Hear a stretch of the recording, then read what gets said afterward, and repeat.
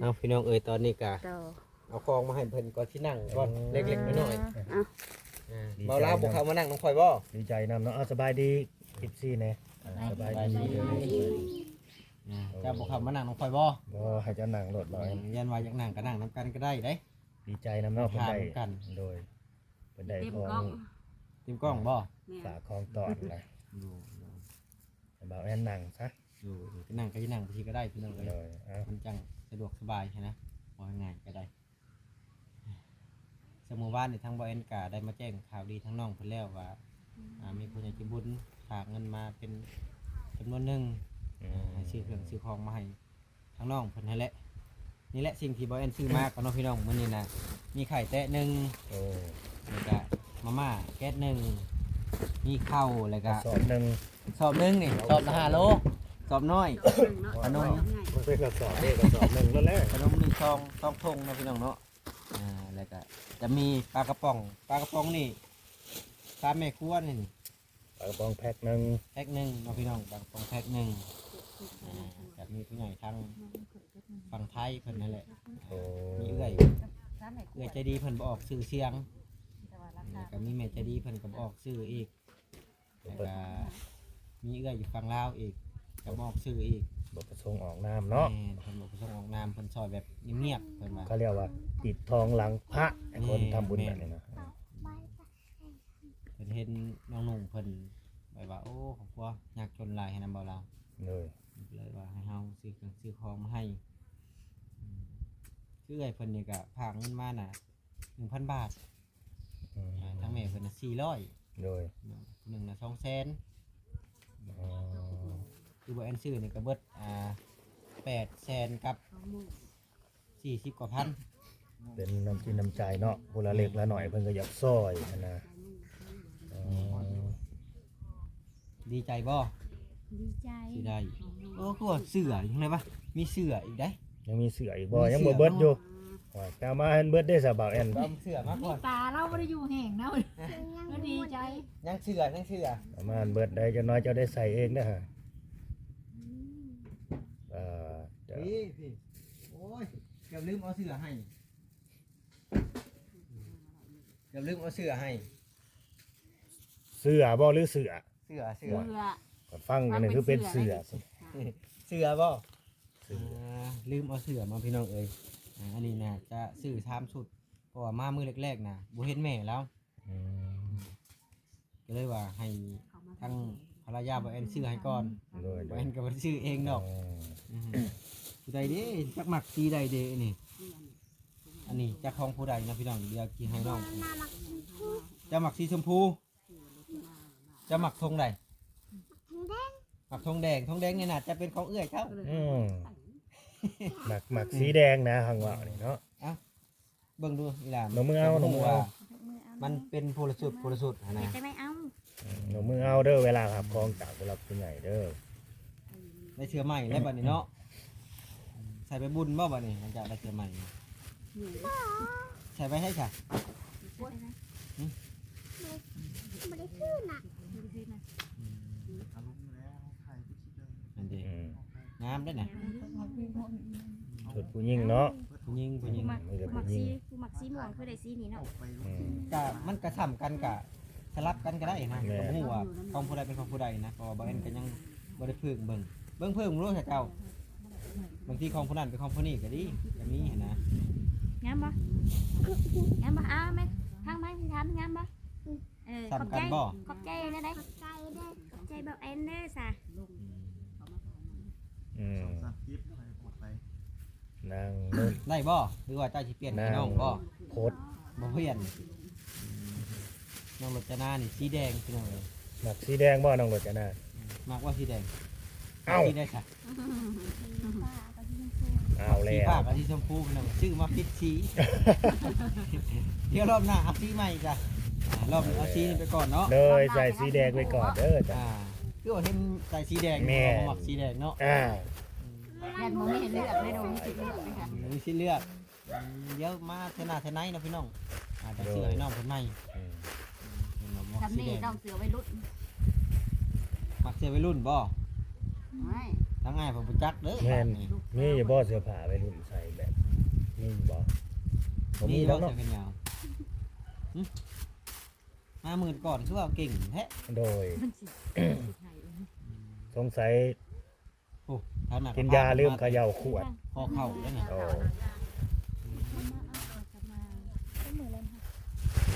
นี่เด้อว่าเราสิถามเด้อ อ่า ไอ้น้องรจนาส่งตัวนี้นะมีจักโตส่งที่น้องใส่อยู่แบบนี้นะมีจักโตโอ้3 โตได้บ่แอน เนอะ เพิ่นมีเปลี่ยนอยู่เนาะ ส่งกีฬา ส่งกีฬา ใส่สบาย อันนี้ขออนุญาตแทรกอย่างน้อยเนาะ โดยโดย สิถามเด้อ โดย ทางสาวแดงเด้อ เรา บ่แม่นว่าเว้าดูถูกดูแคลนกันเด้อเคยได้ซื้อกินอยู่บ่ปลากระป๋องแบบนี้บ่เคยแม่นบ่ เคยได้ซื้อยี่สิบเทื่ อ๋ อ อบ่เคยลูกๆก็บ่เคยได้กินเนาะสิกินเป็นบ่น้องรจนาสิกินเป็นอยู่บ่นี่ เคยกินบ่ทางอ้ายเพิ่นถาม บ่เคยได้กินจักเทื่อใดพี่น้องเอ้ยเพิ่นว่ามันแพงเด้อนี่เด้อแพงได้3เมตรกว่านี่ มันแค่นปลายพวก แม่นแสนปลายพุ่นได้ แค่นปลายบ่ได้นี่ กินกับข้าวหรือว่าลวกใส่มีพวกนั้นน่ะจริงๆมันเฮ็ดได้หลายเมนูอยู่ยำปลากระป๋องนั่นนี่ต้มยำนั่นนี่ นี่แหละ แต่คือเฮาธรรมดาก็แกะมาก็จ้ำกับข้าวเลยแหละ มีแต่ถอกลงเลยกินเลยเนาะ กินเลยนะ ได้จักมื้อกาว่าท่านนี่เอ้ากินเทื่อละจักปองหึ ปองหนึ่งสองปองต่อมือ สองปองต่อมื้อ 2 ปองต่อมื้อ สองปองต่อมื้อ 2 ปอง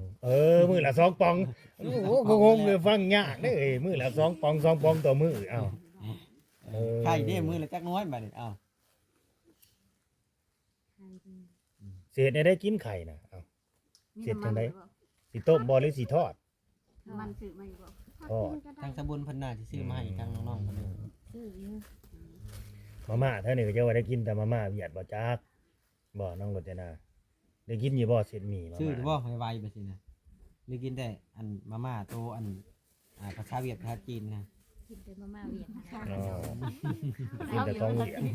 กินแต่ของเวียดเนาะ แม่ ขนาดบ่แอนอยู่เฮือนก็ยังบ่ได้กินนะพี่น้องอันนี้ แม่น มันถึกอยู่ประมาณกล่องละ10 กว่าพัน กะลิอะไร ก็เลยบ่ได้ซื้อกิน มันแพงบ่ มันแพง อันที่มาให้น้องลุจนานี่โอ้เอาตัวแพงเลยป่ะ อืม คิดสิเฮาแล้วเฮาก็อยากตัวแพง ใน เลย ครัวได้แพงสุด แพงแม่นแพงที่สุด แพงที่สุด นำเข้าจากไทยเด้นี่ แม่น แซ่บที่สุด อันนี้ก็นำเข้าจากไทยนี่อันนี้ก็ของไทย ของไทยเบิ อั ด นนี้ นั่น ก็ แห ข ละ องไทย สินค้า อัน ไท นี้ ย ก็ ทั้ ข ง อง นั้น ไทย ของที่กองอยู่ข้างหน้านี่สินค้าไทยเบิดนั่นล่ะ ไทยเบิดคนลาวเฮานี่มักใช้ของไทยเนาะ แม่นก็จังหนึงก็หลายคู่หลายคนสิว่าคนลาวนี่รวยเนาะใส่แต่แบรนด์นอกนี่ของต่างประเทศบ่แม่นเพราะว่าบ้านเฮามันก็เป็นเรื่องปกติอยู่แล้วสิใส่สินค้าของต่างประเทศแบบนี้นะครับ แม่นลาวเฮาก็ผลิตเองเป็นได้ เป็น ไม่ถูกไม่กินแคล เอา เกลือ เส้นกระปุ้น เป็นกระปุ้น เออ กระเปียก แม่น เป็นของบ้านเฮา ของบ้านเฮา น้ำดื่ม น้ำดื่ม แม่ เบียร์ น้ำก้อน อ่า เบียร์ หลายแนวอยู่ หลายแนวอยู่ หลายแนว ลิตรข้าวลิตรน้ เข้า ผลิตข้าว ำข้าวดีเป็นพืชลาวเด้อ เข้าในประเทศลาวผลิตแต่ว่าบ่แอนมักของไทย ไทยเพิ่นก็ผลิตคือกันเด้อไทยแห่งหลายบ่แม่นโลดเด็กก็ผลิตเด้อข้าวน้ำซับดา คือบ่แอนน่ะอยากได้ธงนั่นนี่แหละบ่แอนอยากหาซื้อธงบ่มีก็ยันโลโก้สิเอาเข้าตัวเองให้ เออ ประมาณนะแม่ว่าเฮาบ่มีเงินผู้ใหญ่ซื้อเด้ แม่น เฮาไปเอาเข้าตัวเอง อันนี้เป็นโลโก้ของเขาเนาะ เป็นโลโก้ของเพิ่นเฮาเอาแต่ธงหิวสิอาศัยเข้าตัวเองบ่มีกินก็อย่าให้หมู่กินก็พอ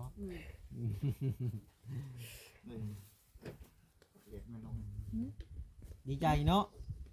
ดีใจ น้องรจนาเด้ดีใจบ่หึนั่งดีๆจังหน่อยคลิปอ้ายมันจะขึ้นแดง ผมปล่อยออกเลย ของชาบุญนี่ก็ยังออกได้พี่น้องเอ้ยถ่ายก็บ่ฮู้ว่ามันเป็นเพราะหยังมันเด้งออกเองมัน คือสิบ่คิดบ่ฝันเลยเนาะว่าสิได้รับของช่วยเหลือบริจาค บ่คิด แบบนี้โดย บ่คิดบ่พันว่าสิได้ของอันแจกของซอยเรือน แม่น ดีใจแห้งขนาด บ่เคยได้ของแจกของอะไรจักเทื่อ โดยครั้งแรกก็แม่นเนาะ ครั้งแรกในชีวิต แม่นคือครั้งแรกในชีวิตนั่นแหละพี่น้องเอ้ยเป็นเฮาก็โอ้ก็สิดีใจคือกันเลยพี่น้องคือกันแบบเป็นบุญวาสนาแหละมีคนแบบสงสารนั่นนี่นะ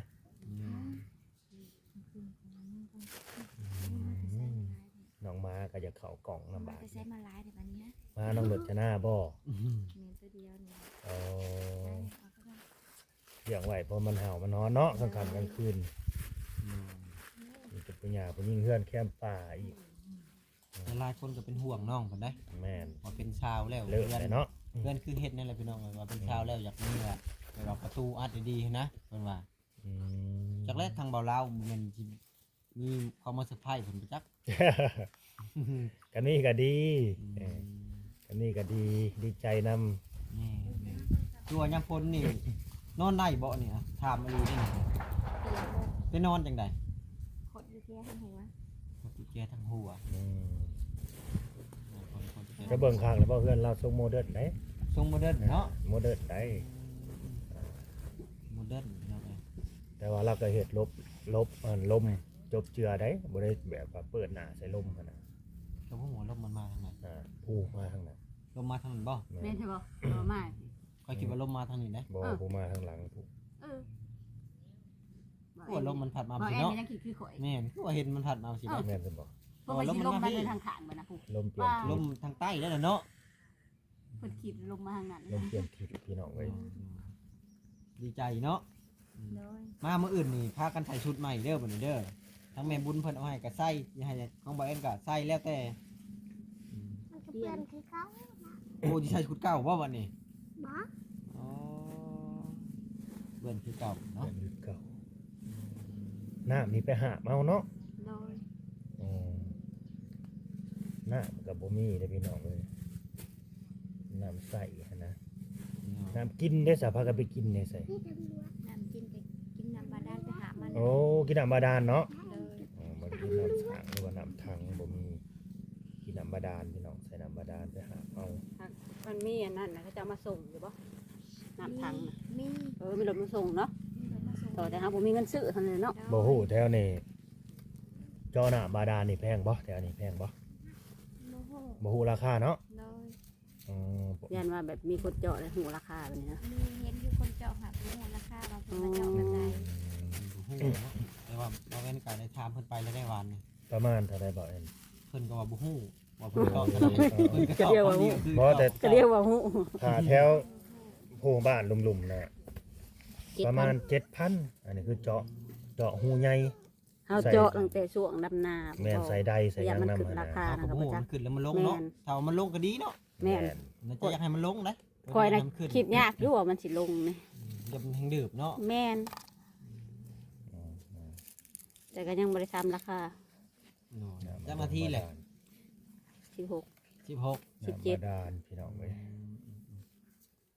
เจ้าหิวข้าวบ่บ่าวแอน ข่อยก็หิวข้าวอยู่เลย เว้ยจังไดจะกิน อดเอาบ่ข่อยก็ยังบ่ได้กินนะ เจ้าก็ยังบ่ได้กินบ่ ถามสาวแดงดูกับลูกน่ะกินข้าวแล้วบ่นี่ข้าวเที่ยงแล้ว กินแต่ตอ เพิ่ น นว่า เช้า เพิ่นกินแล้ว เออ กิน ตอน ข้าว ข้าวเช้าเด้ข้าวเที่ยงยังบ่ได้กิน กิน ข้าว แต่ สวยยังบ่ได้กิน กินข้าวสวยตอน บ่ายโมงแล้วได้เนาะ โอ้ย12โมงเลยได้นี่ 2โมง สิ แล้ว บ่าย บ่ 2โมงแล้ว คนบ่มีโมง บอก พี่น้อง อ เนาะ ยู่ในใด เออพี่นางอันนี้ได้สานางพดนางนุ่นได้บ่อยากกินข้าวบ่ลูกบ่อยากบ่มีดีใจแฮงว่าจักได้ขนมได้ของหลายแล้วบ่อยากฮอดข้าวว่าจักได้เสื้องามแล้วบ่อยากฮอดข้าวว่าจัก ดีใจแห้งยังไม่อยากกินข้าวบ่ อืม ไม่ได้สั่ง อยากกินขนมบ่ จักปีแล้วก็ 4 ปีปลาย 4 ปีปลาย 5 ปีเต็ม แล้วหาปีเต็ม โอ้ย แต่ละคนเอาให้นี่น้องพดได้ เอ นี่ อ ขอยว่ามันคือสิใหญ่ด้วย น้อง 4 บ่ ปี เอ็นก็ยังบ่ได้กินเด้ อันแรกยังบ่ได้กินบ่ บ่ได้ กินน้ำหอมก่อน เอาซื้อเอาก็บ่ได้ซื้อกินดอกตัวนี้นะ อืมบ่กล้ากินบ่มันแพง กินมันแพง บ่เป็นตาอันนั้นเด้ เอาพี่น้องเอ้ยการล้างจากที่มอบอันนี้ให้เพิ่นแล้วก็ยังบ่ได้เบิดได้ ยังมีอีกบ่ มีอยู่ใด อ่า เซอร์ไพรส์ยังอีกเนาะบาด มีใด ยังมีของเซอร์ไพรส์อยู่เด้ออันนี้ แห่งตื่นเต้นยังบ่ทราบ เออ มีของสะพายดูอันนั้น มีของเซอร์ไพรส์อยู่เด้นี่ ไปแล้วก็ยังไม่ได้ยินเสียง เพราะว่าจำนวนเงินที่เหลือนั่นแหละ โอ้ เหลือจากอันซื้ออันนี้ กำลังสิได้มอบให้เพิ่น โดยต้องสิมอบเงินให้อีกอยู่ แม่น แล้วของก็ได้เงินก็ได้บาดนี้มันโชคดี2สัตว์2ช้อนแต่บาทนี่ เป็นตื้อ เป็นตื้อ อืมฮึ ป้า เงินน่ะยังเหลืออยู่150,000 เราว่าตื้อไอ้สิได้เฮ็ดเฮือนหลังใหม่แล้วได้ก็ว่าเป็นตื้อ เงินเหลืออยู่150,000 สิได้เฮือนเป็นลัง อ่า แล้ว สิ เนาะ ได้เฮือนเป็นหลังหมดได้กันเหลือเป็น เอา ตื้อ ความมาตื้อ เอ้าคือบ้านเฮานี่นับ1ฮอดแชร์อะไรเพิ่นเอิ้นว่าอีหยังวะ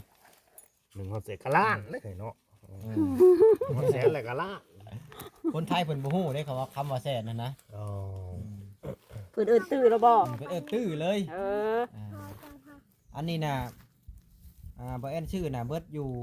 8แสนปลายเงินน่ะจำนวนเงินล้านหนึ่ง โดย ก็เลยว่านั่งดีๆลูก ยังเหลืออยู่แสนปลายนะพี่น้องเนาะก็จะมอบให้ทั้งเพิ่น150,000บ่ได้ให้เพิ่นซื้อ หลายเด้อว่าแอนเด้ออยู่ดีมีแรงทำน้ำ ซื้อบักพริกแตงนัวเนาะ โอ้ เอาไว้ เก็บไว้หั่นแหละ เก็บไว้เวียกบ้านเวียกเมืองน้ำหมูเด้ อืมบางทีเป็นนัวมีเลยได้ซะไปจ่ายค่าฟืนค่าไฟแบบนี้ นี่ ทั้งรถจะน่าดีใจอยู่บ่อีนางดีใจอยู่บ่ งง งง มาหมื่นก่อนเว้าเป็นๆนะ น้องลืมกินยาเขย่าขวด กินยาพิษช่องมื้อนี้ 16 ปี บ่บางที เอ้ย แบบ 15ปี อยู่กับแม่แหละอาจจะบ่เว้า 15 ปีเต็มบ่ ก็แม่เพิ่นเลยเพิ่นบ่เว้า โอ้ เฮาถามมื้อก่อนนี่บ่มีแม่แล้วเราเว้าไปเลยจ้ะ เป็นตัวแทนได้ทางแม่ไปเลยนั่นแหละ บัดนี้เฮ็ดแม่เพิ่นว่า เห็นแม่แล้วให้แม่เว้าปล่อยให้แม่เว้าบัดนี้ก็เลยบ่เว้า เป็นเรื่องมันก็ธรรมดาแหละพี่น้องเอ้ยเนาะคันเว้าคนหนึงแล้วก็ยานะ แม่ สิไปเว้าสวนกันเพิ่นเป็นจะน้อย FC ห่วย ง ทั้ง ง แม่ทั้งลูกถ้าคือเว้าเป็นแต่บัดสิว่าอีก นั่นน่ะ น้อง มีแต่ว่า น้องเฮ็ดถึกแล้วบ่แม่นเด้ ถึงเนาะ ถึกแล้ว เดี๋ยวเฮาจังสัมภาษณ์น้องเราต่าง แม่ หาก น เนาะ แม่นต่าง แม่ หา ต่าก งหากแบบนี้ แม่น จังสิ ต้องเป็นแนวนั้น จังสิอันนั้นบ่ น้องเราจังสิเว้านำเฮา แม่น สั่นแล้วน้องบ่เว้า ใช่เลยบ่เว้านำ บ่เว้า บ่แม่นเฮาเลยเฮาสัมภาษณ์มาได้ยินคำๆนึงบ่จัก โอ้ยแทบบ่ แทบบ่เว้าเลยบ่จัก แทบบ่เว้าเลย เจ้าต้องบ่ให้แม่เราเข้าบัดนี้นะ อืม บ่แล้วก็ของครั้งแรกเนาะก็จะฮู้ แบบว่ารายละเอียดเนาะก็ต้องตามมาผู้นำครอบครัวก่อน เฮาก็มาครั้งแรกเนาะ นั่นน่ะต่อไปก็จะสัมภาษณ์ลูกแบบนี้สัมภาษณ์เนี่ยก็ได้ เนาะก็ช่างก็หลายนาทีเลยได้เนาะ โดย มันก็มีแต่ว่าที่ให้ทั้งสาวแดง สาวแดง กับลูก กับลูกๆขอบใจทั้งผู้ใหญ่เพิ่นทั้ง3ท่านนั่นแหละ ๆโดย ผู้เพิ่นที่บ่ประสงค์ออกน้ำ มีแต่ โอ้ ว่า สามทานบ่นี่ อวยพรให้เพิ่น เป็นอยู่บ่ ล่ะอืม ขอบคุณผู้ใหญ่ใจดีทั้ง3ทานให้เว้าแบบนี้ คนผู้ใหญ่ใจดีทั้ง3ทานเด้อ โอเค สิมาอันบริจาคของให้สิมาอุดหนุนให้คนทุกคนยากลูกค้านี่แหละเฮ็ดได้ขอมกขอบใจนำให้อยู่ดีมีแห้งคนเจ็บให้ได้ของไข่บ่ให้มีเด้อทานใจดีผู้3คนก็ได้บ่เอ่ยนามบ่ฮู้จักนามเพิ่นเนาะ โด เพิ่น ย ก็เอ่ยนามในนั้นขอมกขอบใจหลาย ดู ขอบใจเบาแอนคือกันเด้ โด อย ขอบใจสะพานบุญน้ ขอบใจสะพานบุญมาส่งเงินให้ฮอดถึงฮอดจุดหมายปลายทางกันบ่ผ่านสะพานเพิ่นก็บ่ฮอดเฮาอายุดีมีแรงคือกันเด้อบ่มีอัน ำแน่นแหละ แม่น แม่นร่วมเจ้ามันบ่มีสะพานบุญพอดเพิ่นเจ้า ท่านบ่มีเฮาก็ แม่ ฮอดลาวแล้วว่าเนาะ ก็ นี่ แม่ เด้อ น อยากไอ้ที่ขอนอกเรื่องจังเล็กจังน้อยบาทนี่เด้อ โดย อยากได้ยินเสียงน้องรจนาขอบคุณพ่อลุงแม่ป้าเบิ่งดูฮะ เอาดูอีหล่ะเอาดู ลองเบิ่งดูเนาะ เอายกมือขึ้นดู อ่า เอาว่า ต้อง คุณแม่ ต้อง จะเว้า ต้อง นะ สอนต้อง ต้อ ส ง อน เฮียน ก่อน เว้า ได้ ได้น้องล่ะ เอาเบิ่งเอาซ้ำที่จะเว้าได้นะ ต้องเฮียนเว้าได้ เอาเบิ่งดูยกขึ้น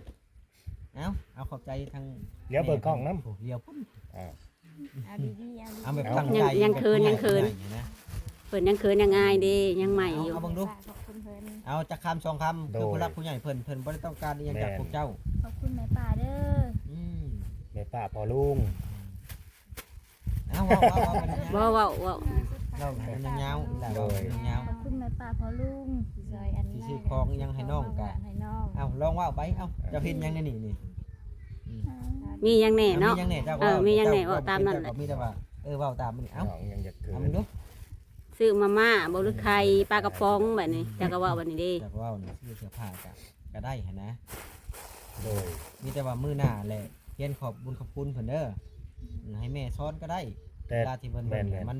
มันสิ น่า มี สิ ที่ห้า สิ แบบ ซ้อนง่ายอยู่สิซ้อนง่ายอ เป็ ยู่ นแพงอันนั้นพี่น้องเนาะ แม่น เอ้า แต่เสียงน้องดังเด้เสียงดังฟังชัดเด้ แม่นแม่น เสียงดังกว่าแม่ กว่าแม่ เด้เออ แม่นดัง คอยหาก็ได้ยิน เอาพี่น้องไปมาฮอดนี่ก็บ่มีหยังหลายนะก็ดื่มเอ็นก็ขอขอบคุณขอให้เพิ่นหลาย โดย ๆที่ให้มาเป็นสะพานบุญให้ในครั้งนี้เนาะ แม่น ก็คือช่วยเหลือในครั้งนี้นะมีทางตามถาดมีเอื้อยเพิ่นก็ก็บ่ฮู้ชื่อเพิ่นดอกเนาะพี่น้องเพิ่นบ่ออกชื่อเสียงกัน ทานทางใดมีทาง ค่ะ ทา ไว้ น ใน ลาวทานไทยนำบ่ แม่นเอื้อยอยู่ฝั่งไทยกับแม่อยู่ฝั่งไทย โดย แล้วก็อยู่ฝั่งลาวนํแน่ โอ้ แต่ละคนนี่บ่ออกชื่อเสียงทั้งนั้นเลย โดย จังได๋บ่เอ็นก็ขอขอบคุณทางตามถาดเพิ่นหลายๆที่ให้บ่เอ็นมาเป็นสะพานบุญให้ในครั้งนี้บ่เอ็นก็ขออีกขอให้ทางตามถาดจงมีแต่ความสุขกายสุขใจอยู่ดีมีแฮงครอบครัวเพิ่นก็มีแต่ความสุขความเจริญส่วนเรื่องคนทุกข์แล้วก็ให้ครอบครัวเพิ่นน่ะเจริญขึ้นกว่าเก่า ทุกคนยากเนาะ คนยากลำรวยถึกลอตเตอรี่หลายๆกว่าเก่าส่งมาให้เพิ่นบาท โอ้ เนาะ โดยโดย บ่เองก็อยากถือคือกัน อ่า แต่ให้เพิ่นถือก่อนเพิ่นส่งมาให้เฮามันเป็นสะพานบุญให้ก็ดีใจทางเฮาก็ได้เอ้าพอตัวลาแล้วได้บ่ได้มาลาว ลาเนาะสบายดี สบายดีสบายดี สบายดีเบิดทุกคู่ทุกคนเนาะพี่น้องตามนั่นแหละเนาะ ประเจ็บเจ็บตี